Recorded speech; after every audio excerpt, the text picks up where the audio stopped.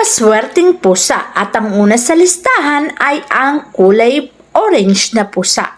Ang orange na pusa ay nagbibigay ng kasaganahan, swerte at blessing sa ating mga tahanan, kaya mainam na meron kanyan.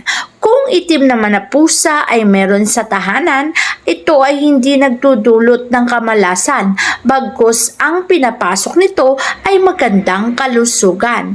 Kaya naman kung nais mo na ang kalusugan mo ay mapanatiling maganda, mag-alaga ka ng pusa kung saan mabibigyan ka nito ng proteksyon sa araw-araw. Ang brown na pusa naman ay nagbibigay ng isang masaya at magandang pamumuhay. Kaya kung may brown kang pusa sa tahanan, alagaan mong mabuti, may blessing yan.